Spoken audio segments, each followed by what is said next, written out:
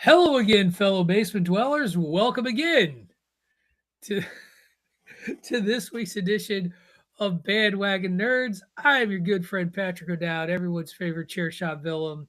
I am joined by David Ungar, my good friend, the lawyer himself, and the commissioner, the executive vice president of Wednesday programming here on thechairshot.com, Mr. PC Tunney. That's right, Bandwagon Nerds is brought to you as a part of the Chairshot Radio Network here on thechairshot.com, where we remind you to always use your head.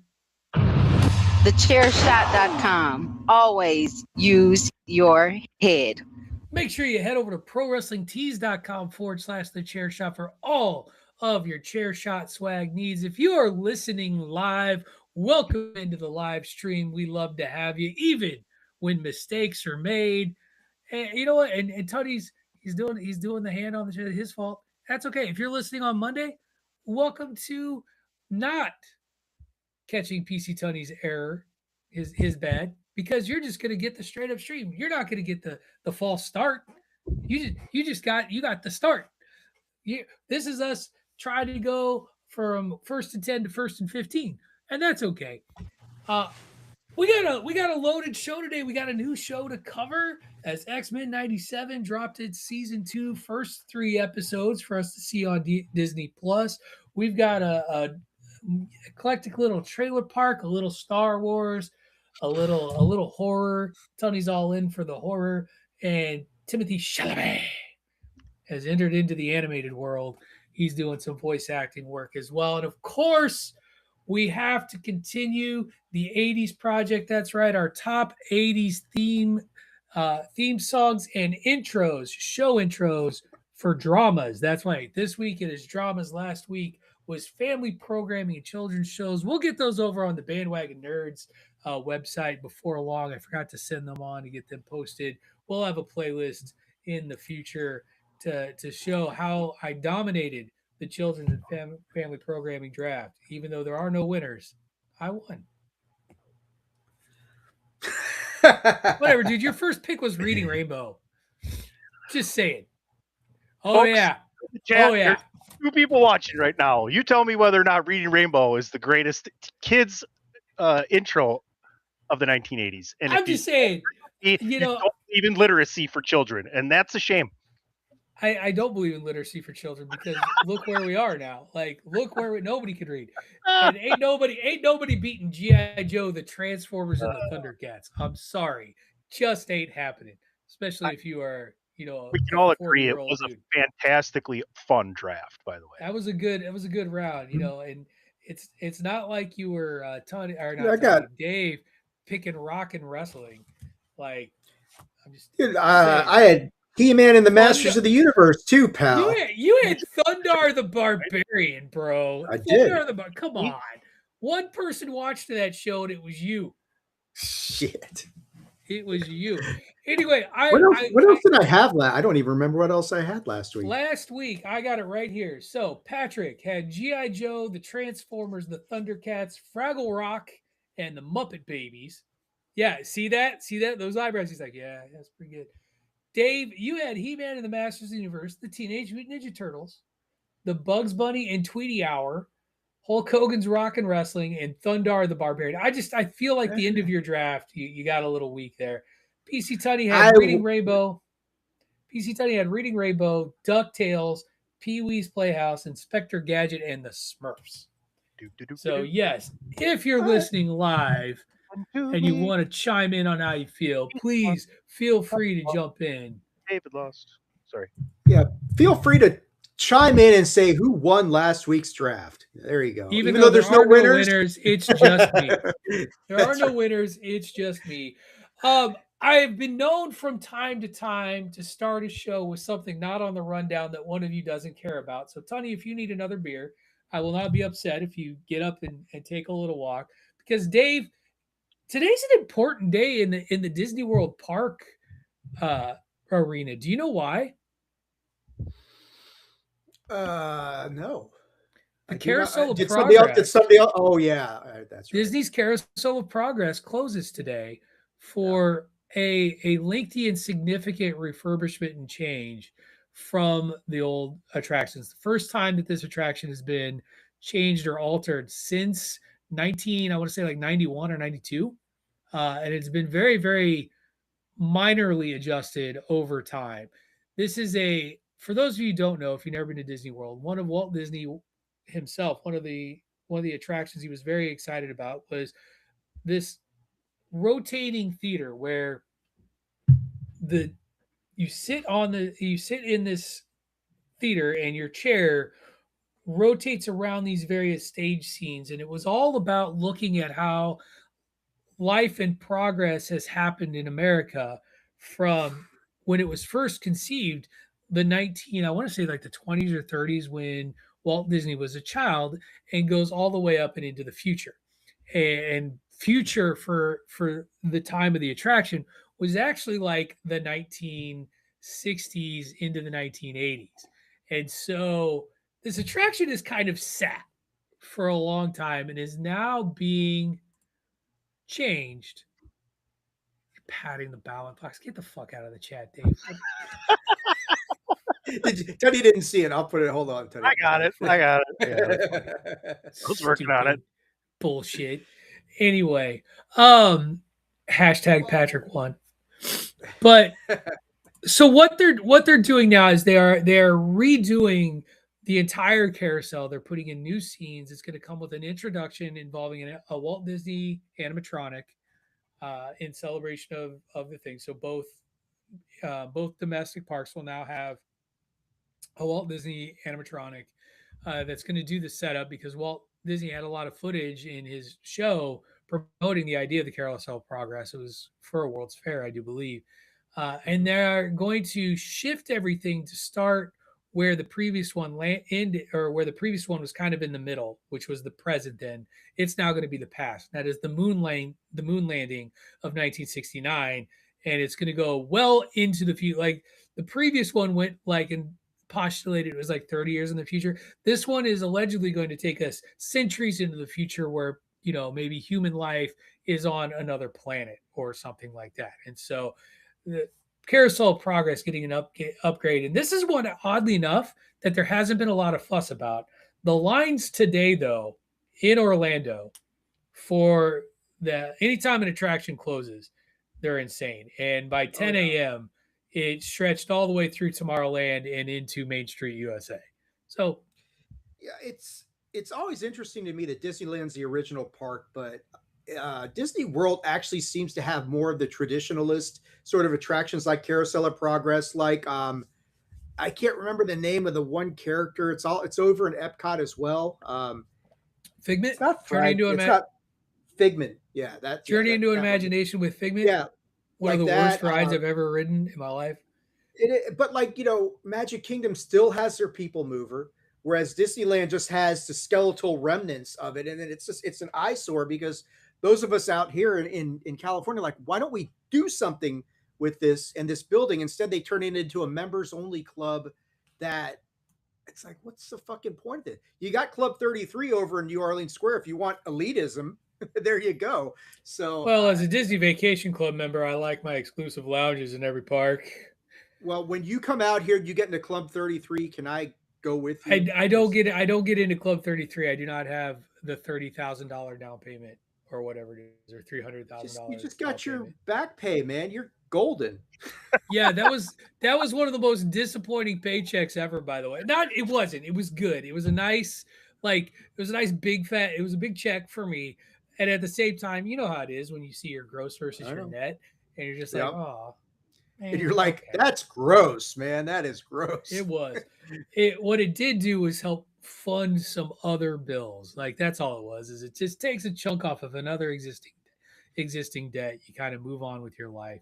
But no. So Happy Trails Carousel of Progress. It'll be down for a lengthy refurbishment. It'll be really interesting to see how that looks. It'll be one of the few times that I jump on one of those influencer channels to watch the ride POV of it, because the Carousel of Progress is 20 minutes long and you just take a nap. For me, I don't really care for it too much. A lot of people love it. But I'll ride it once when the new animatronics open up, just to see the new Walt Disney World thing. as you know, there are several rides at Disneyland, Disney World that are exactly that: They're nap air rides, man. conditioning and a nap. Small World is, I know if I'm on Small World, I got 11 minutes of air conditioning and I can Small sleep. World sucks. God, it's so boring. So boring. It's a nightmare. Um, did you see that the new Pirates of the Caribbean animatronic already broke down? I heard something like So, that. well, and it's funny because people were like, "We were so bad about it. Disney's going to change back." I don't know. Maybe they will. Maybe they won't. Right now, that No. animatronic just has a goofy mask over it uh, to make it look like the skeleton. But People need to stop getting out of Tiana's Bayou Adventure. Can we stop yeah, being well, yeah, that stupid, kid, please? that dumbass kid started a viral trend. What the Yes. hell? I don't know. Don't crawl out of rides with 50-foot drops that But could kill you if you fall. this is but I mean, this is honestly, it's like nothing new. There's like a kid got off on Small World, or adolescent, like a few years ago, was naked and just running around out there and had to be checked into a mental facility. Well, there was, So, you know, yeah, the dude who like chilled up in the up with all the animals. There was did we talk about the Animal Kingdom thing last week? oh, where the girl fell into the enclosure or jumped into the The, enclosure. Yeah. fell and then Yeah. people like climbed down to get her out. All right, we've bored Tunny enough with that. This was your Disney minute here on Bandwagon Nerds. Thank you everyone for listening. It's like a flashback to watching the two old guys in the balcony. You know, you guys are Statler great. and At, Waldorf. at the Muppets. Yeah. Compliment. That's like a huge compliment. Like I could listen to you guys talk Disney, and I don't like know or care about half the rides, but I know most of the stuff. And I got I, to tell you, It I doesn't do feel love like a me compliment, Tony. Tony. Dave mentioned this ride called the People Mover. That is an old person's dream, man. You just go and you chill on a little train that goes through Tomorrowland. My favorite part about it in Walt Disney World is it goes through Space Mountain, Mm. and as it goes through Space Mountain, you can hear it running. But every once in a while, there's that magical moment where Space Mountain breaks down, and they actually have it on with the lights up. And when the lights are up, it's such a the magic goes away because the I've appeal been of on it. Space Mountain is a roller coaster in the dark. Have you been on it when that's happened? It's happened to I've me never been once. riding the ride when it's broken down and they've turned the It lights has on. happened to me once. And I have been on the People Mover when it's gone through and Space Mountain has been broke down, and it's eerie. Like it's it is just so weird eerie. It's silent.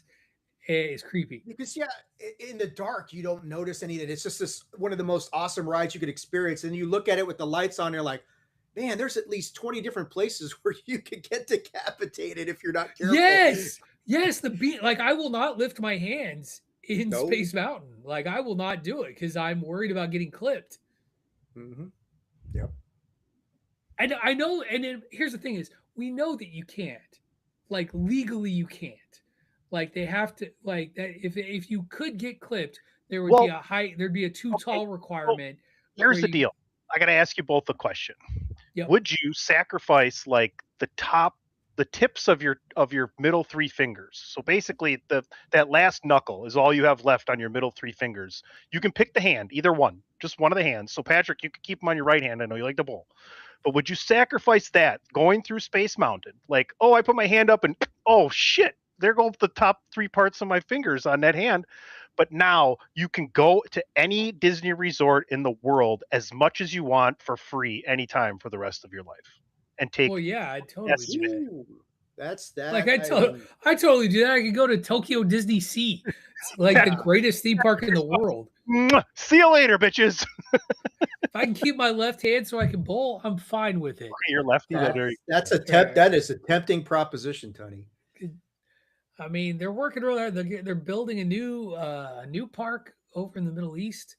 That should be interesting. We'll see how Where's that? that goes. Dubai? Dubai, yeah. So they're hoping to make it the most technologically advanced park in the world, which they'll need to because you're going to need a lot of air conditioning over DP's been there. to that part of the country, and he said it's just unbelievably amazing the things that they've accomplished there. They're ahead of Right. a lot of people with their structural Well, and different things they're doing over there. that's the same thing in Japan. Like, when you go to Japan, and I've never been personally, but like, again, that's the little O'Dowd's dream vacation is to go to Japan someday. So Yeah. I would like to be able to make that happen for him because it is like life is just different. We're gonna be traveling the Mediterranean though in a couple weeks. That's very very exciting. Uh, and a new yeah, we're gonna start in Italy, but then we're actually only in Rome for like a day, and then we He's hit go the Little cruise No ship. Doubt's going, right? He's Yeah, going with you guys. Oh, okay. yeah, we're in Rome for a day, and then we start traveling the Mediterranean, mostly with stops in Greece, and at least one stop in Turkey. That I'm excited for because I want to get some coffee that'll actually grow me some new chest hair. That's the hope. So I got plenty hell if yeah. you need me. I mean I'm good too, but let's go full sweater. Go full sweater. Uh, So, all right, let's get into the show itself. We have a small trailer park today. Three trailers that I shared with you all in the rundown today. We should, now that we have sound again, Tony, just give us a legally allowed snippet of banjo music number 3 with an appropriate fade.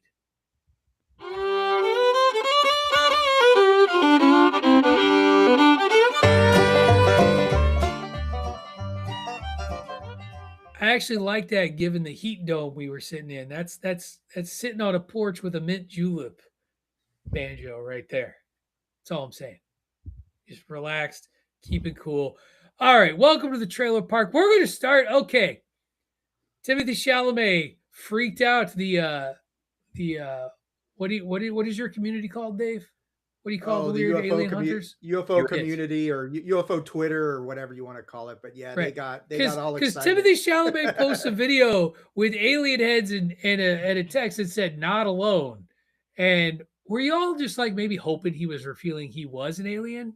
Was that it? Like was that the hope? No, I think it was just a statement that we're not alone. Anytime somebody's Yeah, saying we're not alone right now, with everything going on in the UFO community and the push for disclosure, they latch onto that. Like, see, he's part of us now. It's like, no, he's promoting a movie. he is. He's promoting what appears to be an animated romantic comedy in the future. What? Why'd you roll Yes. your eyes No, at no, me, no, Dave? no, no, no. I did. I was Dave, rolling my eyes at the community. are you amongst the many people? Are you Tony? I'll ask you too. Are either of you amongst the people that are starting to experience Chalamet burnout? Because the backlash has started on Chalamet, whether it be No, him criticizing opera to him being maybe a little overexposed at the New York Knicks games. There's been I some don't Chalamet begrudge him. backlash.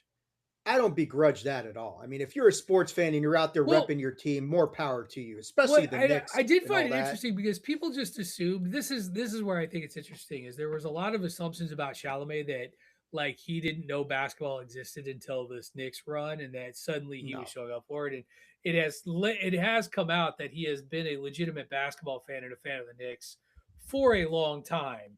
But if you don't have Spike Lee cred, like you got to watch out. And so, Tony, are you tired of Timothy Chalamet yet? no, a lot of his stuff I haven't watched, so It's fair. Did you watch Marty Supreme? I keep looking It's at on it. my HBO Yeah, queue. I'm the I same know, way. and I'm like, It's like there, ah, there, let's go watch an episode of season 6 Cheers. there you go. Dave, what about you? Chalamet burnout?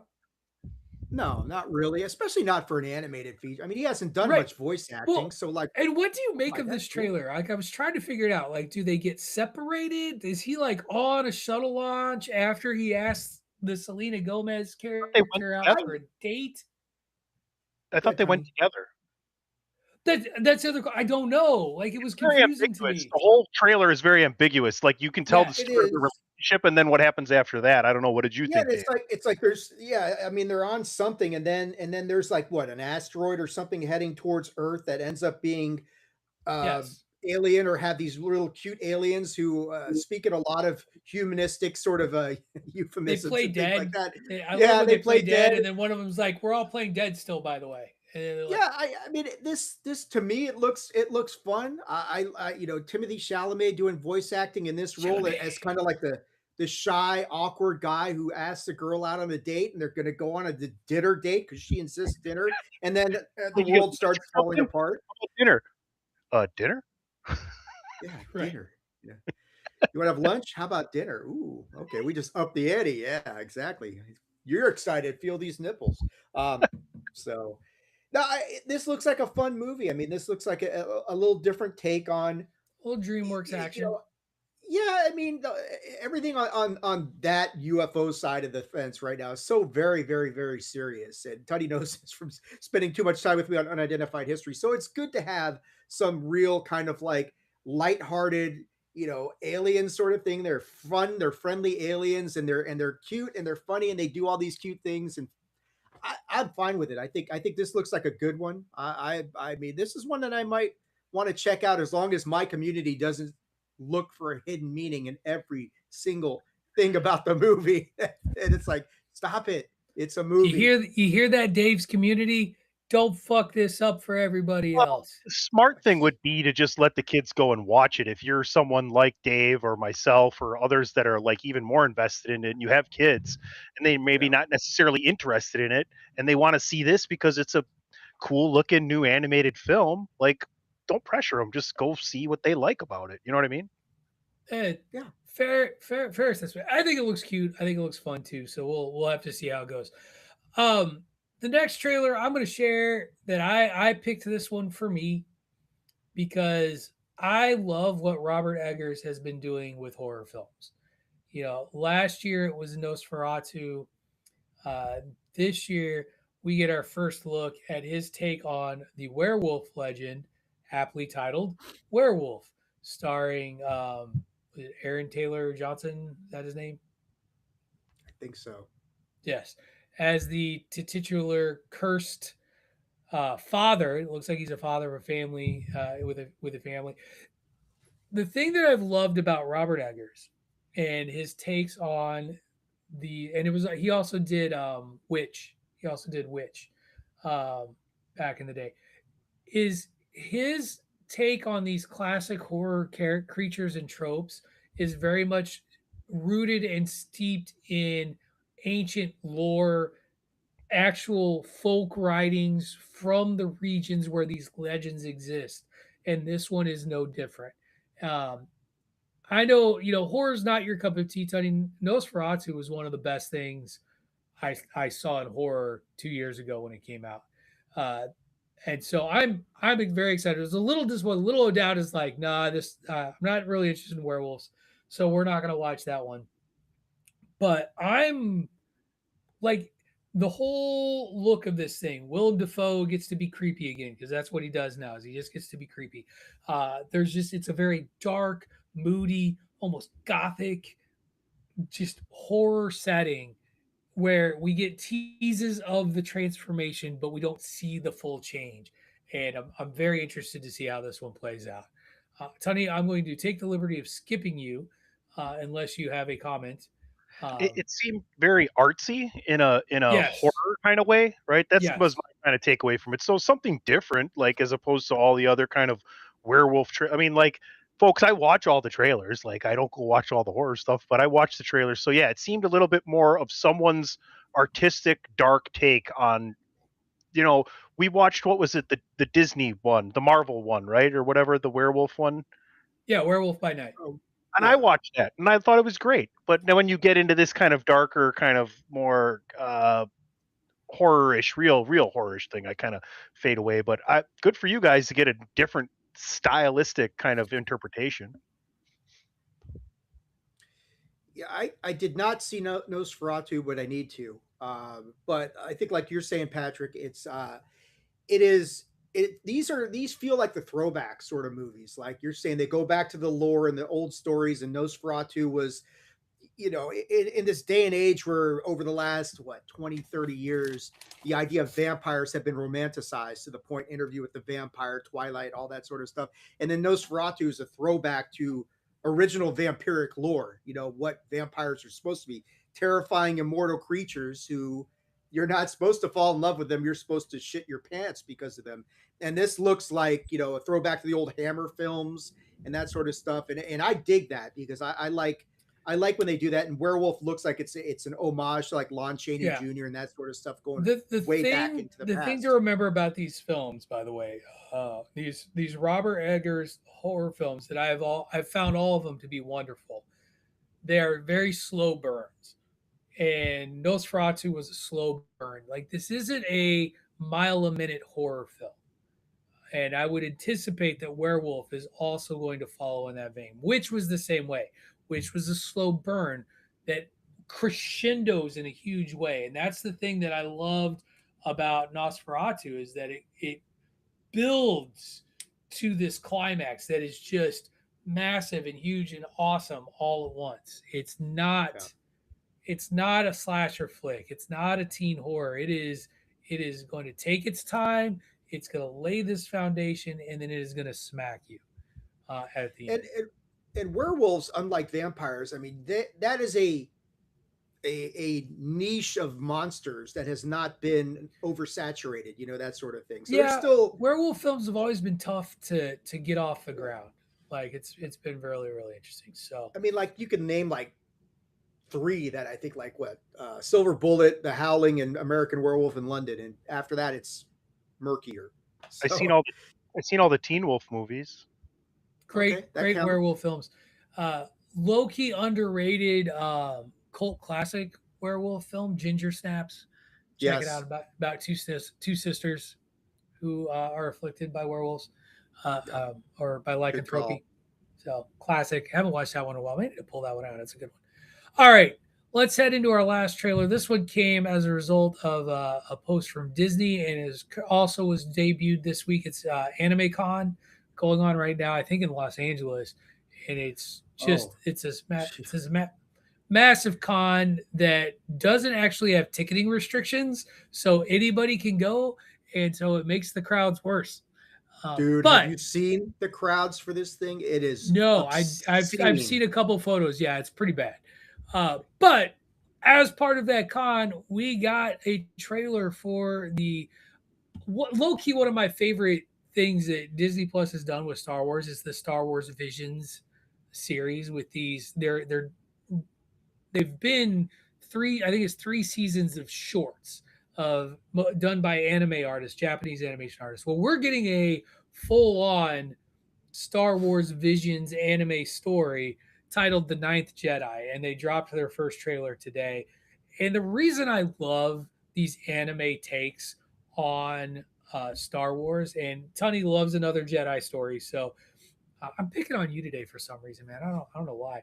Uh, I'm also not saying things that are false. like, like, I'm just saying that you have said on these podcast waves, can we stop talking about Jedi for a change? And yet here we are. We're going to talk about Jedi. This the anime Jedi stories though out of Star Wars Visions lean into two very distinct categories because Japan, Ninja Jedi or Samurai Jedi. And this one falls into category 2, which was George Lucas's homage in the original A New Hope is our Kurosawa samurai films and old westerns. And so this looks like a full on samurai film, again, following uh, in the concept of following a young woman who is destined to be a Jedi, apparently. But I think the coolest concept I got out of this whole trailer was the lightsaber that turns color based on your disposition when you use it. And so you could think you're good, or you feel like you're following the straight and narrow, but you hit this and it actually will reveal a red lightsaber showing that you're trending towards the dark side. I think that's an interesting conceit. I think that's something that's never been done before in Star Wars.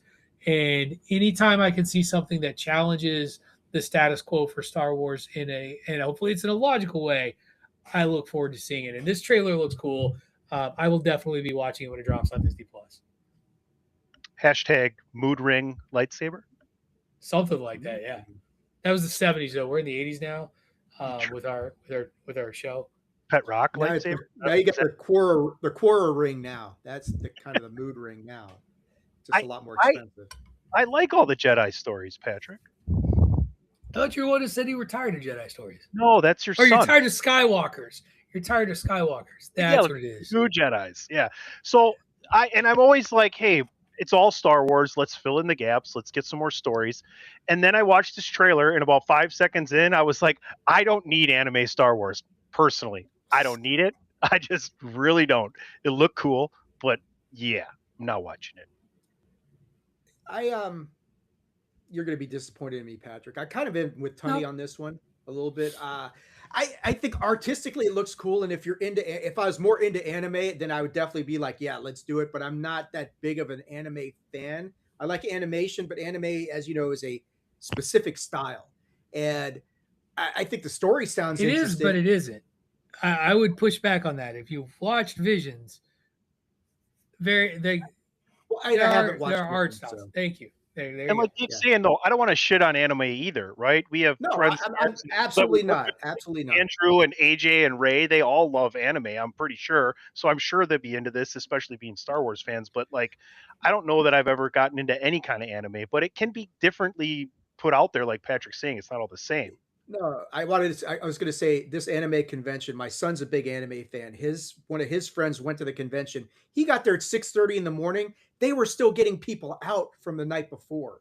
That's how insane this convention is. Also tells you how relevant this art form is Absolutely. today. Yep. And Just because I don't dig it, that it does makes me an so, idiot. You folks, know. what you should take away from this little segment is that Uh-oh. when Dave and Tony are like, "We want new stories for Star Wars," and Not then it. we give them to you, they're like, "Not like that." That's what we just heard. Not like that. We don't want that. It's like We're a lot like. friends. Let me It's foreshadow a little bit. We're a lot like Larry David. We're choosy beggars. You are yes. choosy beggars. That is very true.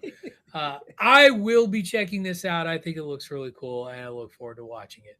So there, you thieves of joy. Let's get into let's Well, get I into mean, something that I know we were all entertained by. At least I think we were all entertained by it. Tony seemed entertained by it. He was texting us. When Tony texts us about a show before we actually talk about the show, that tells you that he's involved and I, that he's in. I really Like that didn't you're text anything truly about in. the show. What? I didn't really text anything about the show. No, not at all. But you still texted something I like did. you took the time when I did. watching the show Mhm. to text us. And that's right, because we are going to talk about the three distinct episodes of X-Men 97 that we got. And when I say distinct, I mean these are three very unique episodes put together that show us just how much work we got to go before we get to actual 1997. And so we when we last left the X-Men in season 1 of X-Men 97, there was a climactic battle on asteroid M between Professor Xavier and Magneto, as well as oh gosh, I'm going to forget his name. Um, shit, this is going to be really embarrassing. Um, the like human sentinel. He's like the mutant sentinel. Sentinel is you know what I'm uh, talking. Optimus Prime. Was it Optimus Prime? No, no, it it's not wasn't Optimus Optimus. Prime. I was Hold on. Mutant. Yoda. No. Also not Yoda. This feels like this is like a game gone wrong where we're trying to look up characters' names and All right, we fine. I'll can't go one remember more. I'll everybody. go one more. Was it Rhaenyra Targaryen? No. It could have been Rhaenyra Targaryen. That's a good call, Tony. It might have been Rhaenyra, or it could have been Aemon, that one-eyed bastard. Bastion, Bastion. Seabass. right? See, No, Bastion. I do believe it's Bastion. his name is. Yeah, like the character from the Neverending Story. Ah, Yes, Bastion. Still. Bastion, who has the ability to. He's a fusion of advanced Sentinels, Master Mold, and Nimrod, and a human. And he had the ability to control and build Sentinels and created human Sentinel hybrids that started attacking mutants at the end of the first season of X-Men 97. Magneto basically has enough of it all and lets loose a massive electromagnetic pulse to help defeat Bastion initially before then the all-out war, because his electromagnetic pulse and killing all the power was also leading to the destruction of Earth and humanity all over again. Uh, and so Xavier goes into his mind because he returns from the Shi'ar Empire and convinces Magneto to stop. But in the ensuing battle that takes place, the X-Men are thrust throughout time, and several members of the team are thrust far into the future, and other members of the team are thrust deep in the past. And both groups encounter Apocalypse in Sabanur in different forms. Meanwhile, in 1997, the only two X-Men who didn't get thrust away are Forge and Bishop. Very convenient that the time traveler and the inventor are the two that are that are left in 97, so that we have a plausible way for folks to get to get to the future and the past, to find the guy with the technology, the search through there, and the guy who can develop the technology to make sure that they can go and go back. And so Forge chooses to go into the future because that is where Storm is. Storm is there with Jean and Cyclops, and who else was there? Morph and Wolverine, I believe, were the ones that were thrust there. Yes.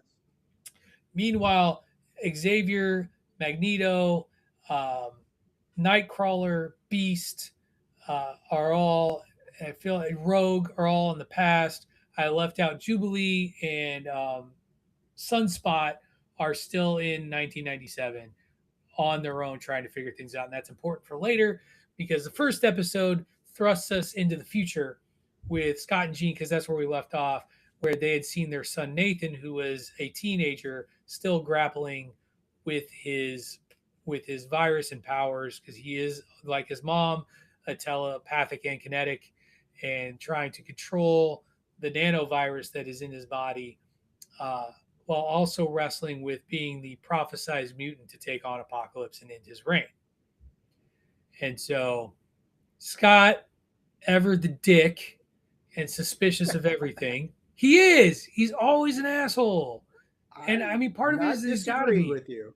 But he's the one who instantly. So they meet this woman who takes him in with their group of rebels against Apocalypse, and he instantly like, why we got to believe this chick? Why is she talking about predicting the future? And we eventually learn that she is a holder of the Phoenix Force and has seen the future and has seen Nathan's role in it and how important he is. And that's what actually pushes Scott and Jean to allow Nathan to embrace that, and at the same time sort of fully realize his power as they combat Apocalypse in the future. Uh, Ultimately, we see Cable get his full-on computer arm as they fight off Apocalypse's horsemen, and at the same time, Apocalypse runs away into the past. He is on his way to 1997 to start running amok there, unbeknownst to our heroes in the future, until Ford shows up and takes them all back. That's most of it in a nutshell for episode 1. Yeah, I think like the what was cool about that first episode is the struggle that Scott and Jean go through as far as their son, and trying to grapple with destiny versus being parents, right? And it's like they know what they should do, they know where he needs to go, and they know that they can't really intervene, but at the same time they're trying to develop a relationship with their son because they feel like, well, we got robbed of this anyway. But it's a really cool episode, the way that everything kind of plays out, and you get to see just what's happening in the future and the technology of the future, which apparently transitions some to the past, as we're about to find out as well. But I thought the first episode was really good, a good way to kick off the new season. Yeah, I dug it. Tony, I'll throw it over to you. No, they did a good job of reacclimating you to all the main characters and the struggles they're having and moving forward and trying to set the stage for basically episode 3, right? Like, I'm kind of pissed. I wish they would have just dropped 2 episodes this week and then 2 the back to back, but it's a good cliffhanger. We'll get to it. But yeah, the opening episode was good. I got to be honest, like I turned it on. I'm like, okay, here we go. And it took me about like 3/4 of the way through the first episode to really get back into it. But then, like, as we keep going here, like, they did a great job here at the beginning, dropping all 3 of these episodes. But the first one was good. The parents, etc. I had to go do my research and figure out, like, is Nate Gray and Cable the same person? No, they're not. Like, Nate Gray is from Cyclops and Jean Grey, and then Cable is from Cyclops and like the Madeline Pryor. Yeah, right. So, and then like the virus and things of that nature. But yeah, so go do your homework if you guys don't know it. It'll help you enjoy the show even more. I'm glad I rewatched season one before going back into season two and getting caught up and just like you said, reacclimating yourself. Here's the other thing that I've really enjoyed about these first three episodes. And they did this in season one as two, but they did it even more in these first three episodes. I love that every three. I have yet to skip an intro. Speaking of the because every intro is different. Every intro gives you an overview of the primary characters that you're going to follow. And so um, in the first episode, it's Cyclops, Jean Grey, Wolverine, Storm, Morph. All of them are in there. Forge. Then in episode two, we end up back in 1997, and we get to learn about a little group called X Force. And X Force is the full introduction for this episode with Cable and Psylocke. People going crazy that Cable and Psylocke, Archangel, Warren Worthington, post Apocalypse Horseman, Jubilee, and Sunspot are there. We also get to see X Factor introduced in this, and that was the text that PC Tunney sent to us. We're at least one X team short, because we haven't seen Excalibur yet. So we've got We that haven't out seen there. the Generation X yet either. So No, it's Yeah. and their kids is your wrestling reference for the day. Uh, you could have at least said Alpha Flight, ass. Uh, well, there's no X in them. There's no X in the name. I couldn't that's put them in true. there. And no, we don't need X Pac on our X Men airwaves. Please, thank you, please. Uh, but I loved it. It was a little thing. I loved, that you got to see Polaris and um, Havoc. Why am I forgetting his first name? Havoc. I don't know, but yeah, He's a Havoc's in Summers there. too. Havoc, strong guy, always one of multiple man. Just an interesting team to take on. But and in this one, this is Cable heading back to the '90s, and we learned that at every turn, when Cable is trying to finish off fucking Apocalypse, he's like the cockroach that just keeps turning up. And now Apocalypse has made his way to the '90s to try and stop his undoing from ever happening, while the X-Men are still lost in time. They haven't made their, or at least we don't know that they've made their way back yet. We will learn in the third episode that the first group has made their way back. So we also, we see that in the wake of what happened on what they're calling E-Day, the government is the one that has created X Factor, using them as a police force. But of course, human habits die hard, as you see when Jubilee gets captured. Mutant children being locked up and considered a threat to humanity. It's like we just keep rinsing and repeating with this thread, and the more things change, the more they stay the same. It takes Polaris, who was a brief member of the X-Men back in the day, and was on Genosha when everything went down again on Genosha, to free Jubilee, who then takes a stand against Cable and what they're actually fighting for, which was the thing that was the most salient and important in my opinion, is that she shows Cable there's more to it than just defeating Apocalypse. Another great episode. I thought it really picked up in episode 2. Who was the bowl cut guy? War? Was that his name? Then that's kind of where. Yeah. So that War is from the original X-Men cartoon when Apocalypse appeared.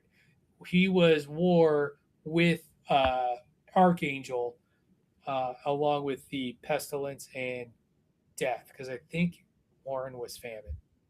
So when Cable makes sure that War is completely eliminated, that's when him and Jubilee have that tiff, right? That's when Right. we start to figure out that Jubilee wants to find. She's more of the goodest of She's good Charles guys, Xavier. right? So I really enjoy her relationship with Sunspot too. I thought the rescue was pretty awesome and everything like that. But I was like, watched episode 1. I had made time to watch them all, and I was kind of doing a couple things in episode 1 till the end, and then I sat down for episode 2, and I was like, okay, I'm back. I thought they did a great job with this episode. Yeah, this episode was awesome. Jubilee, there's a maturation process that she goes through in this episode where she becomes, the voice of reason. She, like you're saying, Pat, she reaches Cable because Cable's the one who just offs war, no second thoughts about it. This is what has to be done. And Jubilee's like, that's not what we do. And isn't there a bigger purpose to all this sort of stuff? So seeing her kind of come of age in this whole thing, because not only does she reach Cable, she's the one who reaches Polaris and convinces her, this is wrong. You need to set me free. And she does. So it's pretty cool to see Jubilee take on, start to move into this more of a leadership sort of role, even if she doesn't really know that that's happening yet. So I thought it was a really good episode, and the whole X Factor X Force dynamic is something that is in the comics as well, and that sort of thing. So I love this second episode. It was awesome and just kind of a real good way to move the story forward in a meaningful way. I agree with you 100%. It also lays the foundation for when the group from the past finally makes Tony, it to the present. can you clip that? Patrick said he agrees with me 100%. I don't know if that's ever happened before. You Thank know you, how to Pat. use Riverside. Hey, Actually, I'm I could just clip on it. there. I could I'm clip just it the on air myself. talent. It's okay. I can agree. Sun shines on a dog's ass every now and again. Today happened to be that Broken day. clock is right twice a day. So there you go. That is I correct. had to get one in. So, um, and so that then leads us into episode 3, where we then go to the year 3000 BCE, where we are joined by Charles Xavier, Nightcrawler, Magneto, Rogue, Beast. Beast fervently working on a way. This group had encountered and rescued in Sabanur before, as he was surrounded by a group of what appear to be soldiers for the current existing pharaoh. We learn that Insabanur is leading a rebellion. He is the first mutant. And here's what I love about, we talk about the more things change, the more they stay the same. Magneto's always trying to do dumb shit that that is always diametrically opposite to what they need to get done. And he has it in his head that if we can, you know, change in Sabanur in the past, maybe he never becomes Apocalypse by trying to he and it's so funny the way he twists it on Xavier. He's like, I'm just trying to give him your teachings. Well, that Yeah. shit don't work because at his core, Sabanur has been oppressed, much like Magneto, to the extent that there is no way out. There is no forgiveness. This is what it is. And so even through all these efforts in trying to get Insabamnur to show mercy, which he does to a level, they do a small rebellious attack where they catch a major general of the Pharaoh, all to learn that it's a big setup, that it's a big trap, because as they torture this guy, he eventually basically enters into his own little suicide pact to target them for an attack by this pharaoh who has been digging for some ancient power and blast the fuck out of their hiding location.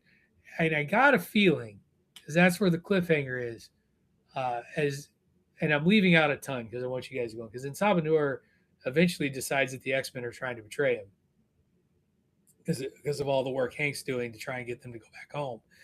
Um, he and Sabanur is battling the X-Men. Pharaoh launches his attack. I have a feeling this is going to be, what's the word? Bad.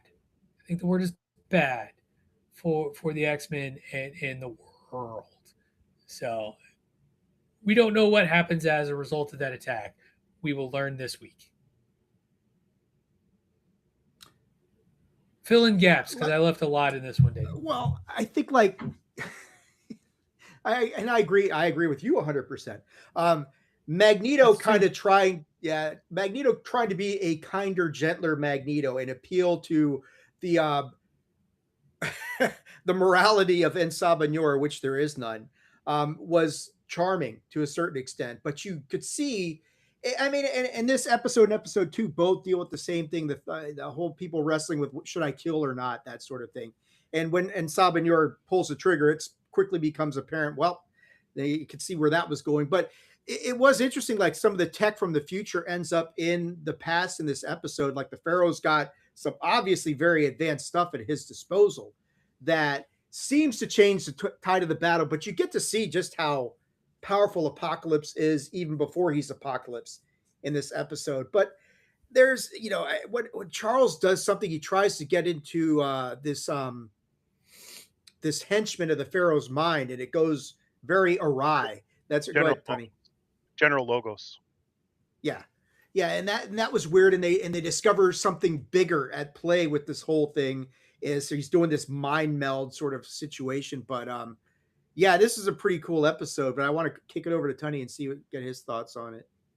No, I thought that it just kept going. It was great. I wanted to see the next part of it, right? I don't know. I kind of disagree with you guys. I think Sabanur, he kind of disagreed with Ball, who wanted to go and like just get rid of these people right away and everything else, and gave him time. So I feel like he was waiting for somebody to just be completely honest with him. And when he figured out that Magneto wasn't, if Magneto would have just come out and been like, "Hey, bro, this is what you're going to turn into if you keep going down this path," but instead he tries to trick him, and he's like, "I've seen this playbook before," and he kind of goes off.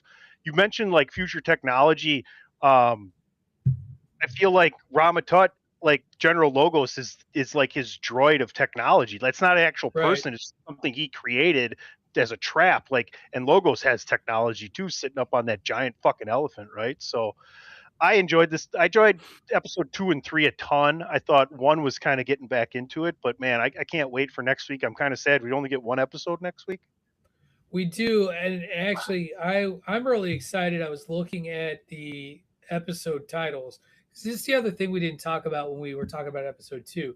Apocalypse always brings back his horsemen.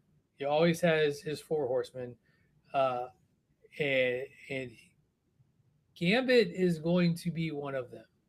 Gambit was his horseman of death, and if you look at the title of episode 8, which is down the road, it's titled "Dead Man's Hand." That's a poker reference. That's a that's yeah, that's Gambit coming back, as the Horseman of Death. So we got a ways to go. I can't wait till we get to the 90s with the whole team together again. But I think we got a little time. I think we got to wait a little bit for that to happen. So more on that to come. And I'm still interested. This series has been renewed for 2 more seasons. It has been renewed for up to a season 4. This season and last season were the ones that were written by fired showrunner Bo DeMaio. So we'll also see where the direction of this show. And Bo wasn't the only credited writer for the series. There were others, and they're still involved. So we'll have to see. But so far, this has been good stuff. It was cool. He still got credited. That they didn't just cut him. Well, out he did. He did the work. You can't not. Yeah. So, but yeah. So there you go. X-Men '97 off to a great start. We got these 3 to kick off the series, and now, much to Tony's disappointment, we're doing one shots for a little bit. So next week, 1 episode, The Rise of Apocalypse Part 2 is the name of that title. Very, very cleverly named. Okay. So, all right, before we head into news around the nerdosphere, I feel like it's time to remind you all the Bandwagon Nerds is brought to you as a part of the Chairshot Radio Network here on thechairshot.com, where we remind you to always use your head.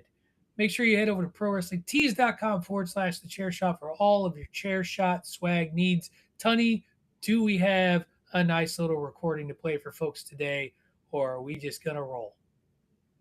Why should you visit thechairshot.com? Thechairshot.com is your home for hard-hitting reviews, news, opinion, and analysis with attitude. Why? Because you're smarter than the average fan. Thechairshot.com.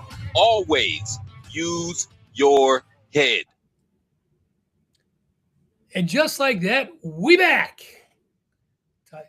Look, you got the approving nod from Dave. He was like, yeah, no, I was going to say, and Christopher Platt returning to the Attitude of Aggression on our Big 5 project, WrestleMania 13.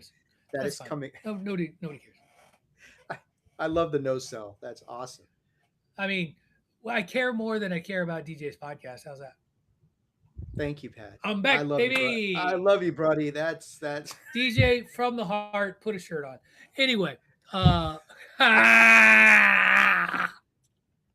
he ever comes back on the show, it could get bloody. No, Yeah, he's actually true story. He's actually what he's a wonderful guest. Every time he's don't been on the don't show, do he's been that. so Don't do nice. it. No, you guys. Neither of you have animosity towards each other. You both enjoy the gimmick. Keep it going. Oh no, I don't care about his show or what he Oh, does.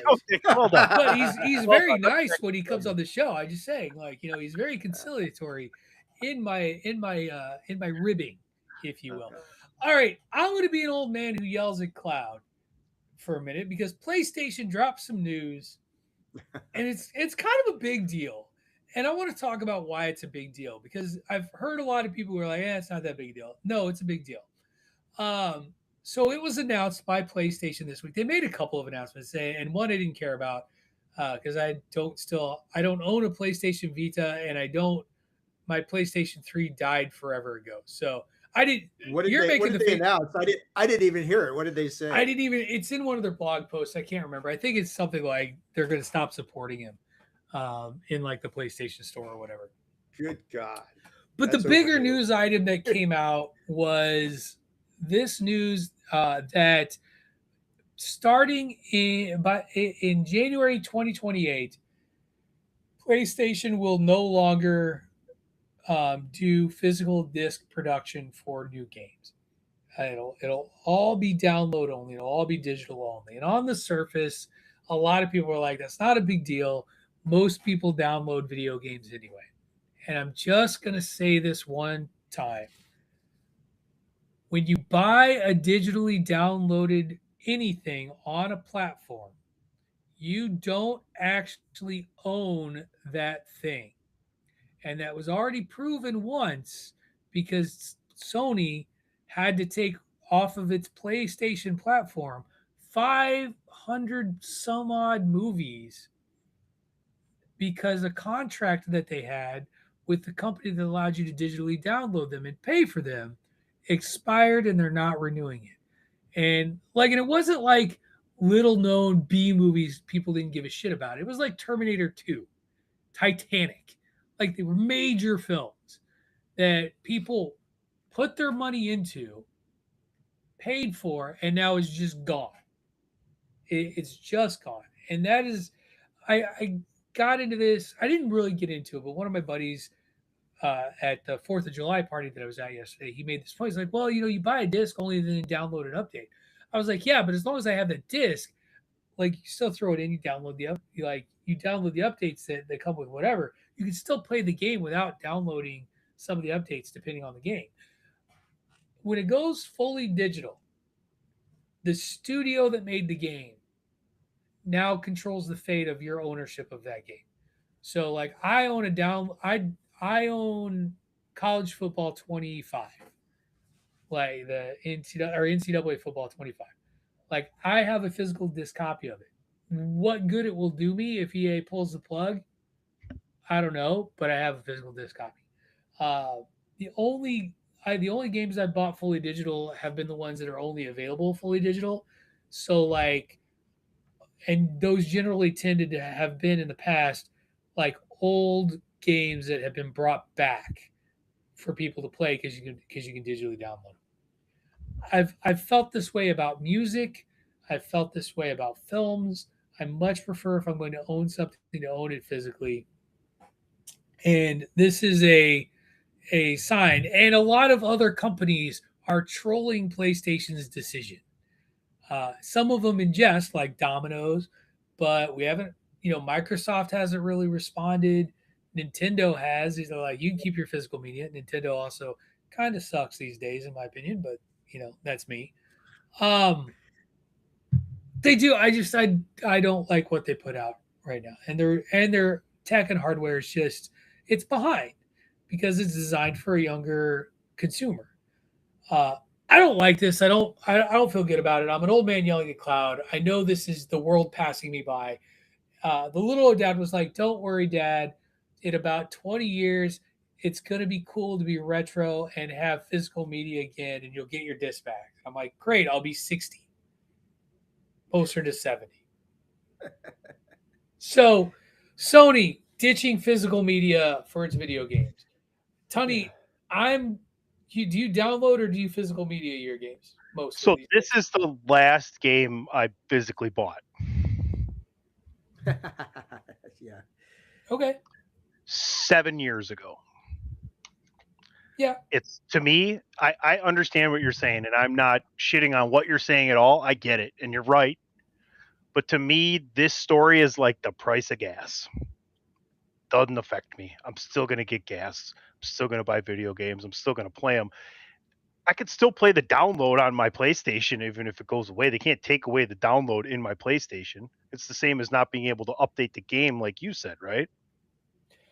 I But don't there's fully a problem. understand. I know with the movie thing, the movie like you download a movie, but like it's gone, like and it's gone.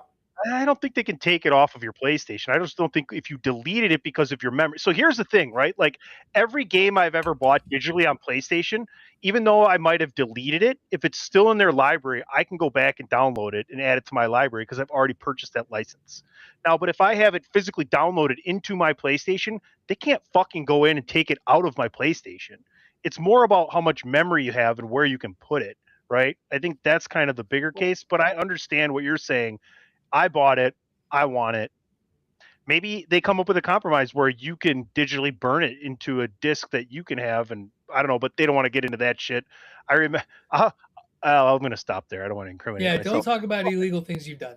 No, there might be another factor involved in this What do you whole mean? thing is that if they're not going to have physical discs available, is this something that they want to do with the PlayStation 6 to take that Oh yeah, component one out hundred and percent. maybe You won't. add There will be more no. There will be processing? no.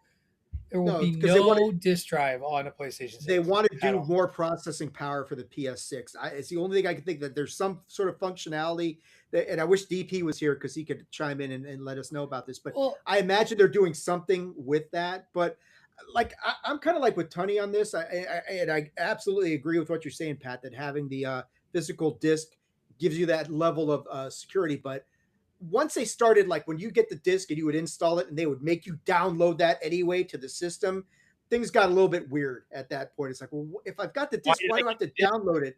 right? Right, and use up all of that space on my compute on my PS5 or Xbox or something like that. But I mean, for all the PlayStation's issues, I mean, Xbox is an absolute mess right now. Nobody knows what the hell's going on over there. So yeah, I mean, I buy all my stuff no, digitally as well because I it's get you. convenience. I'm the same way with like I buy physical books. I buy like I am a dinosaur when it comes to this as well. I will totally admit that. And depending on what games come out, I'll probably continue to buy them digitally because I have to, because I won't have a choice. So I just think it sucks. I don't like it. I think that in a world where we're supposed to be able to choose how we spend our money and what we do or how we do it, companies kind of have a little more control over what happens with those stuff we purchase and is it really ours? Uh, so that's just me. You mentioned messes, Dave. Shall we talk about the mess that was apparently the making of Supergirl? If we Because must. well, I'm so officially until it comes out on streaming, Dave. Sorry. Oh, yeah, you haven't seen it yet, so Tony? You're not gonna. Oh, I haven't seen it yet. so I don't. The Hollywood Reporter dropped this story, right? And it talks about the struggles that this film had in the production and development process to where allegedly, a la the Snyder cut, there were two cuts of Supergirl floating around out there because of the differences that James Gunn and his team Craig had, Gillespie.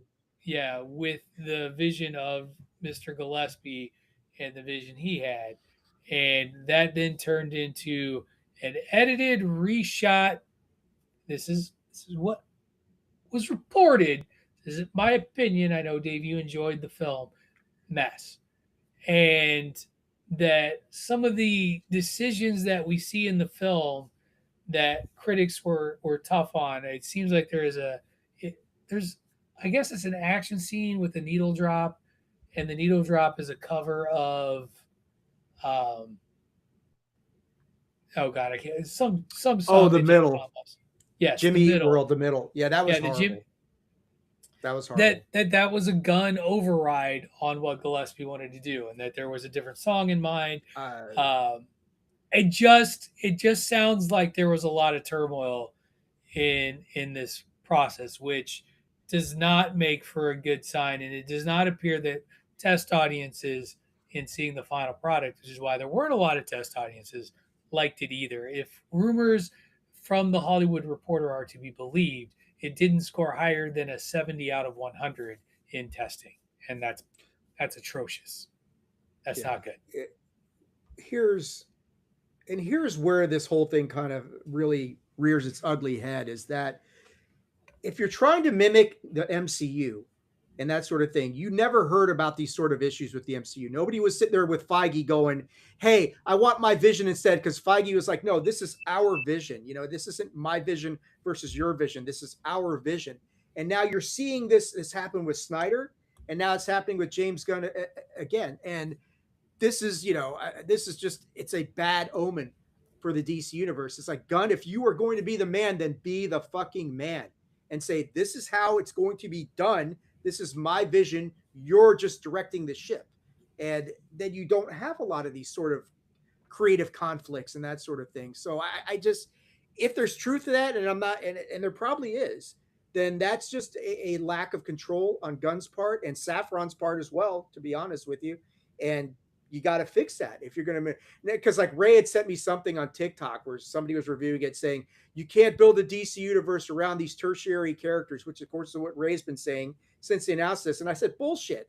I don't buy that crap at all. You can, it doesn't have to be all the big I will three. I will point out Iron Man was not important until the Iron Man movie came out, and then suddenly Thor. he was important. Or Yes. Thor for that matter. And I mean, Thor was 100% not he was an important part of the Marvel universe. There is no doubt. Same thing with Tony Stark and Iron Man. Important part of the Marvel universe. They were not foundational members of it was the X-Men and Spider-Man. Right. The Avengers were there, but it was the X-Men and Spider-Man. It is revisionist history to say that the Avengers were bigger and foundational characters. They just did it when the decision was made to go with the Avengers and to move forward with it. Every movie was a statement movie and a banger of a film, even before Feige was fully on board. And then they turned it into a United Vision. So you can do it with secondary. I got to add something. For four corners. Remember earlier we were saying, "Oh, Belgium will take the high road. They won't bitch about this." No, they're pissed. They're pissed. Yeah, of course. Of course, they're pissed. It's like, wow, you don't want to win on your own. You want to bitch about it. Anyway, I'm sorry. No, if you're Belgium, I totally get that. Like, come on, I totally get that. So anyway, I do disagree that you can't build, because they did say Superman is first, and we have dropped Superman. I think the biggest problem with the DC universe is the Batman problem. It's still the Batman problem. Batman is so much of a gravitational pull on the psyche of fandoms. And so to try and, I love me some Green Lantern. I appreciate me some, I appreciate the Flash. Martian Manhunter is one of my favorite characters. But Batman and Superman are the two, and we're only doing one right now. And people are like, "Where the fuck is Batman?" They're still doing it. They're just telling you that they don't connect in the storylines, which is unfortunate. And there is the problem, right? Tony just hit it. What I just said. You got to come back. If you're Gunn, you got to take control of the situation and say, "Sorry, Matt Reeves, your vision doesn't line in with where I want to go," and that's it. And it's going to piss people off. But I won't get Barry Keoghan Joker, and that makes me sad. You will not. Exactly. I thought we will. I thought that got confirmed. If he told Matt Reeves not to make his movie, we wouldn't get Barry as or the the Joker. alternative. or necessarily. the alternative is to say, Matt Reeves, your Batman is now my Batman. That would solve it too. But go ahead, Tony. I didn't mean to cut you off there, but No, you're fine. I got a whole judgment on whatever these focus groups thought of this and take or whatever. I know they saw two different things possibly, but Dave hit it on the head. The problem is this should have never come out. You know what I mean? Like a tight ship, it doesn't happen, and that's basically Right. the main thing. But you know what?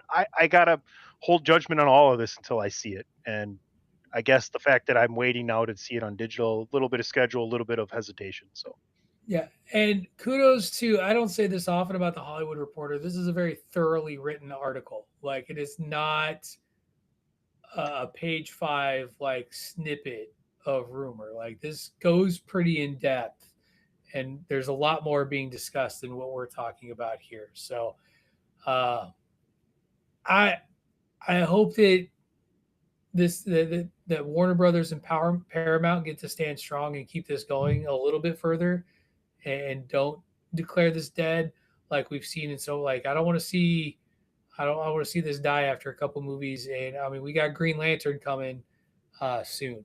I'm actually interested in that. I want to see that. Please don't take it away. We'll have to see what happens. All right. What? no.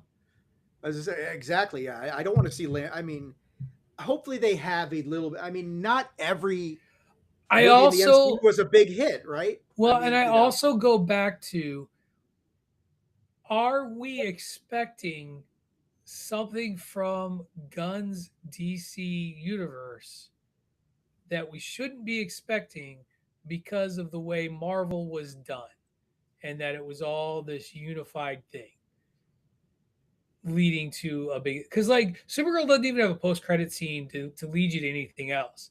It just no. is. So that to me begs the question of, maybe we're, again, maybe our expectations of what this is slash could be slash quote unquote is supposed to be, maybe we're a little off. And that's on us as an audience. They they might be, but I mean, Gunn pretty much said we're going to copy the MCU. I mean, and so that kind of But copy creates some. how? I don't know. I mean, So if yeah, I he's don't trying know to either. copy it with the secondary characters building to Justice League, but I think a lot of people are out there saying we want Justice League now, and it's like you can't do that. That's not how you build a universe. See, and here's my thing Zach is tried. actually, Zach tried and failed.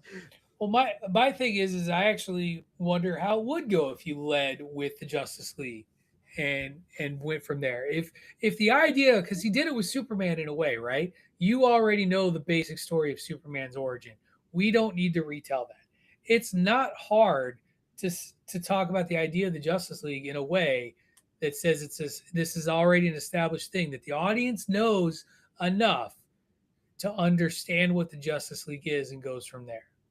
And Yeah. to your point, you're onto something because you're talking about, like you were saying with Marvel, with Thor and Iron Man weren't exact. It was Spider-Man and X-Men who were the tip top of the MCU pantheon at that point, or Marvel pantheon.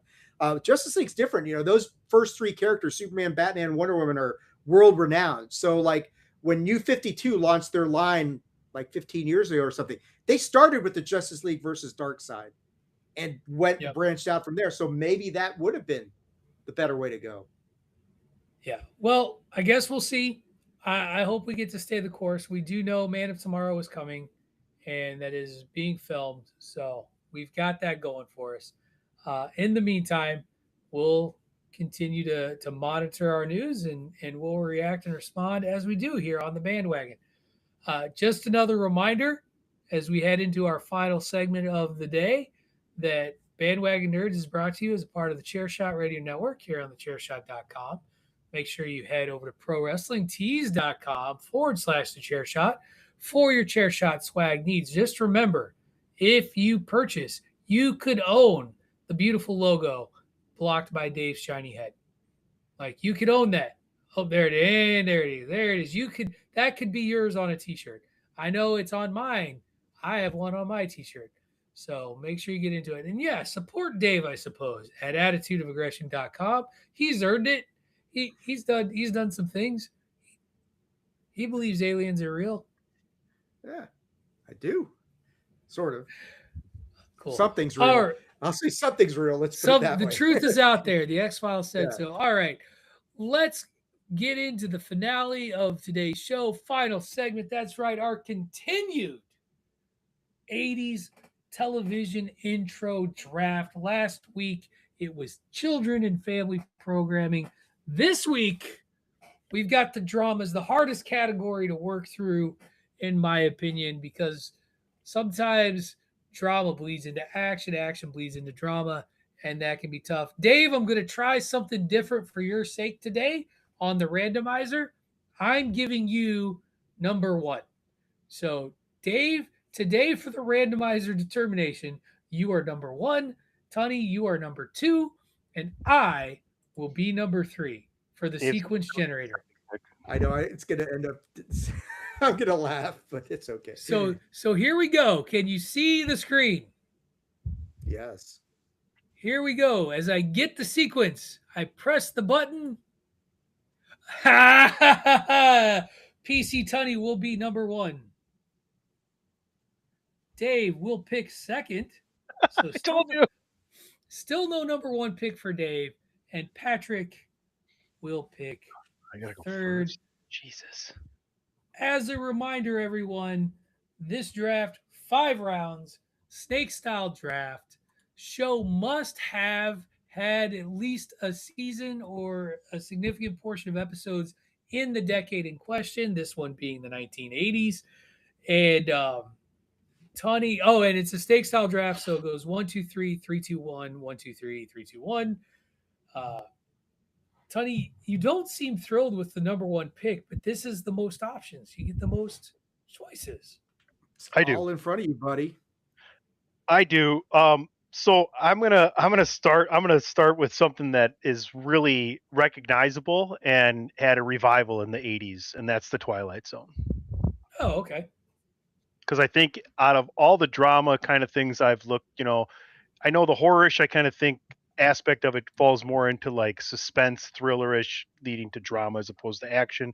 So I'm gonna go with the Twilight Zone because of all these things that I see here. Tony Baby bending the rules more than not this week, so we'll see what happens. I No, felt really lackluster in the options I was given here. that's fair. I will say I love the Twilight Zone. Twilight Zone's not necessarily horror either, in my opinion. Like it But is, you know what I mean? it is very much like challenging our boundaries and and causing us to question ourselves. So I do enjoy it. I would allow it. I'm sure Dave would as well. And Dave, you're not picking last. What is your first pick for this draft? Like you mentioned earlier, how this category bleeds into action and action bleeds into drama. And so I'm like, my first pick is like, it is action, but the action is light enough that I can say, well, it's another one of these. There's a lot of crime dramas during the 80s that I think they're very prevalent. But I'm going to go with the intro that has one of the coolest cars that I ever saw, and that's Magnum PI. Tom Selleck and the Ferrari and all that stuff, and and the song and everything. And does anybody have a better mustache in history than Tom Selleck? I don't know. That's a beginner stash. It's good.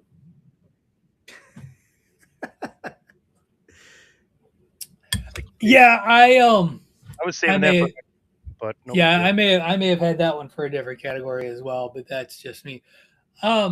And I think that Patrick, it's just the $6 million question. Not a big deal. It is. I know. Only a man brave enough to ask the $6 million question. A man barely alive. Answer. And then there's always the woman behind the man. That's true. All right.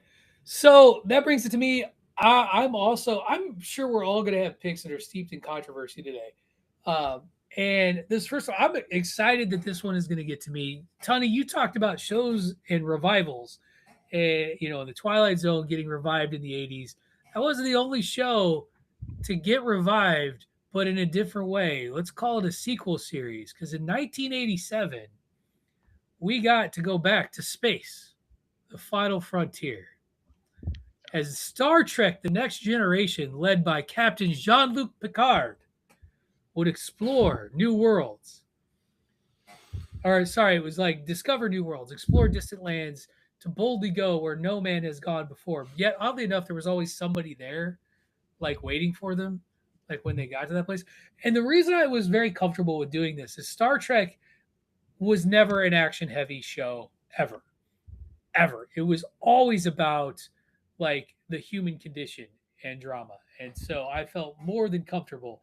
And it added a wonderful, unique take on the Star Wars or Star Trek theme. And you got the computerized Starship Enterprise. Very, very exciting. Star Trek, The Next Generation, my first pick. Nice pick. Thank you.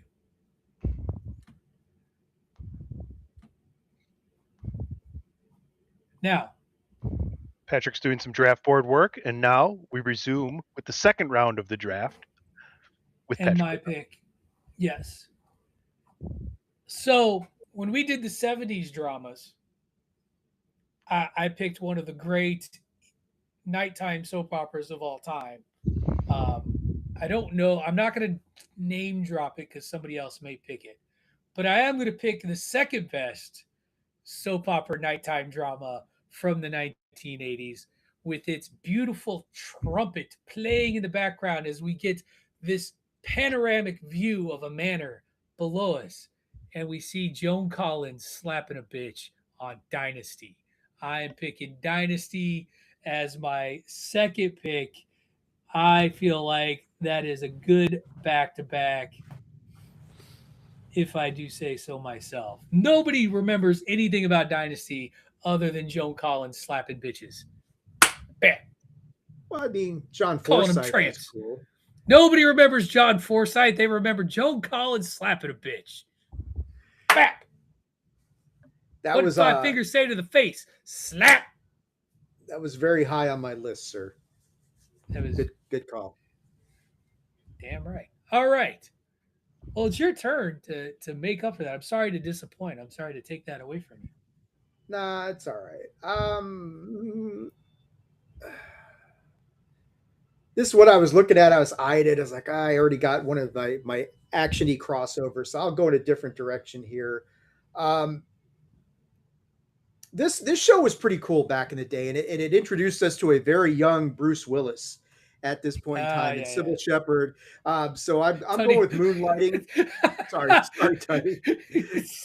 But this was a cool show. I mean, the dynamic. That's a great look. The intro was good. The show was the dynamic between Sybil Shepherd and Bruce Willis was always so much fun on this show. So I got Moonlighting for my next pick. It's a good pick. It's a really good pick. I'm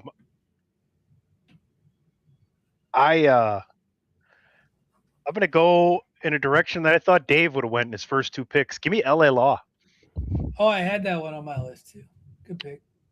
Really good, catchy kind of tune. Corbin Burnson, a bunch of great actors and actresses. Harry Hamlin, Perseus himself. Harry Hamlin, yes. Sybil Shepherd's in this one too, isn't she? Yeah. I don't know if maybe she had a guest. No, different blonde chick. Different blonde chick. Different blonde chick. Well, there's like 20 of them in that because it's LA, so it's like super glamorous in this. If you can agree to keep a time traveling show in the 90s, I won't pick it here. Oh, I know what you're talking about.